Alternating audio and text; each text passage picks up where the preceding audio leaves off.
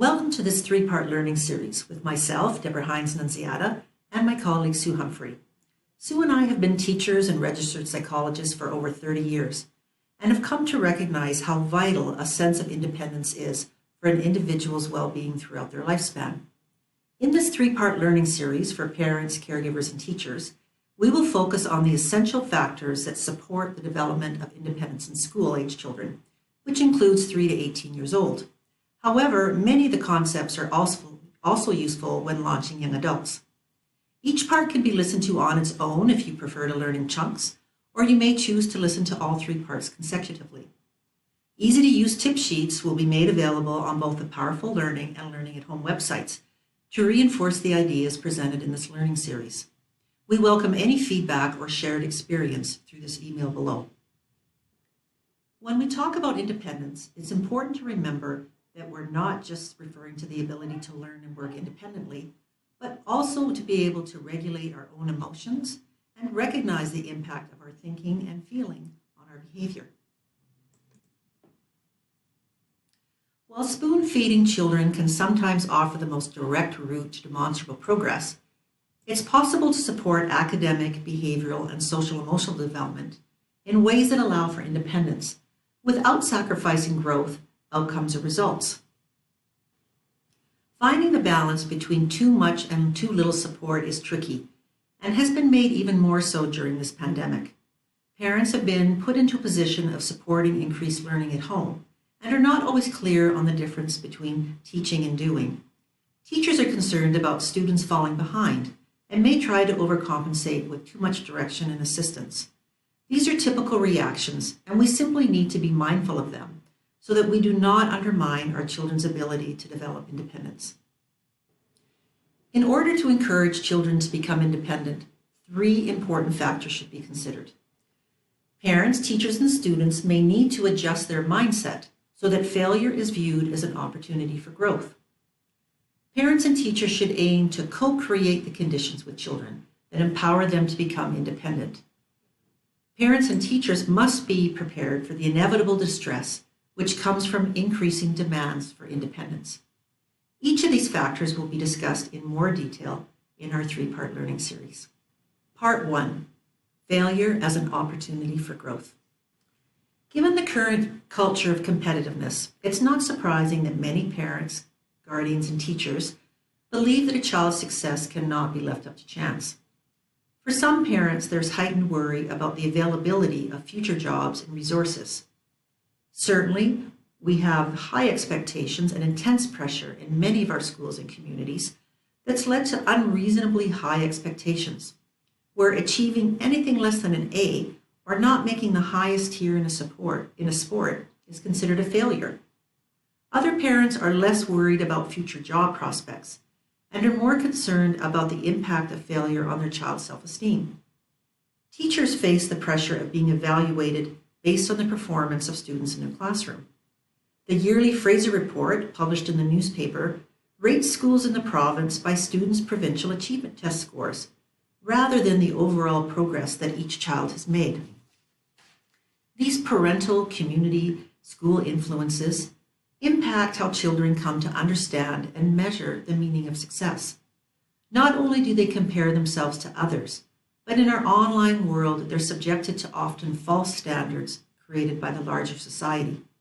Sadly, these standards are unattainable for most of us. Becoming comfortable with failure. Step 1 is to be aware of your own fears as a parent or teacher. We need to understand that this begins with awareness of the fact that we might be being too directive or taking over for a child. Ask yourself why. What are the potential consequences of the child doing this on their own? What are you afraid might happen if this activity is not executed to a certain standard? Once you've identified your concerns that are acting as a barrier to independence, you can begin to reframe your thinking. Overparenting and overteaching can have many unintended consequences. A child may begin to believe their value is conditional on their ability to meet others' expectations. When children feel they're defined by their success, whether it be academic, athletic, artistic, or in the social arena, and are rewarded only for high achievement in these areas, they may have a hard time recognizing and expressing what interests they actually enjoy, what matters to them, and where they really stand. They become dependent on the approval of others. These children are also at risk for developing socially prescribed perfectionism, and this can lead to feelings of anger at those they perceive to have unrealistically high expectations, depression if the standards are not met, and social anxiety, fear of being judged by others. There's nothing wrong with having success as a goal, but it is worth noting that studies reveal that although this leads to greater material income as an adult, wealth is not strongly associated with overall life satisfaction. Most research on adult well-being identifies emotional health, social connectedness, and developing and living by a set of core values throughout childhood and into adulthood as being most important. Failure is an opportunity for learning and growth. Allowing a child to experience failure and the mandatory bumps in life creates a sense of being powerful, and they learn that they can recover from challenges and setbacks. This creates resilient children.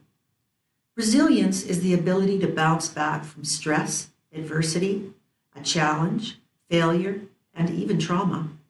It's not something that children have or don't have. It's a skill that children develop as they grow. Resilient children are more likely to take healthy risks because they don't fear failing short of expectations. Failure is an opportunity for learning and growth. Allowing a child to experience failure and the mandatory bumps in life creates a sense of being powerful, and they learn that they can recover from challenges and setbacks. This creates resilient children. Resilience is the ability to bounce back from stress, adversity, a challenge, failure, and even trauma. It is not something that children have or don't have. It's a skill that children learn and develop as they grow. Resilient children are more likely to take healthy risks because they don't fear falling short of expectations. There are multiple examples of people in our world who've benefited from failure. Sir James Dyson made over 5,000 failed prototypes over 15 years before he developed the Dyson vacuum, a company now worth $4.5 million. Steven Spielberg, creator of Star Wars, was rejected twice from the Southern California School of Cinematic Arts. Walt Disney was told he had no imagination and lacked good ideas. Dr. Seuss had his books rejected by over 27 different publishers. Michael Jordan was cut from his basketball team in high school. He has said, "I have missed over 9,000 shots in my career. I have lost almost 300 games. On 26 occasions, I've been entrusted to take the game-winning shot and missed. I have failed over and over and over again in my life, and that is why I succeed." Spend time with children researching famous individuals in areas of interest to them. And be open and sharing your own frustrations and failures and how you learned as well. Failure is an opportunity to develop a growth mindset, where the child can begin to see that with effort and support, they can succeed, improve, and possibly excel. A growth mindset leads children to have a very different view of themselves, their capabilities, and the nature of learning, especially when faced with challenges. Falling short and failing are not signs of one's future, but simply feedback to be taken in and learned from. Grades are not an assessment of who a child is, but also simply a form of feedback. Remember, children learn from experience and respond to our attitudes and our actions rather than our words. Parents, teachers, and caregivers must truly adopt a growth mindset and allow children to show up, step up, and learn from challenging situations and their mistakes.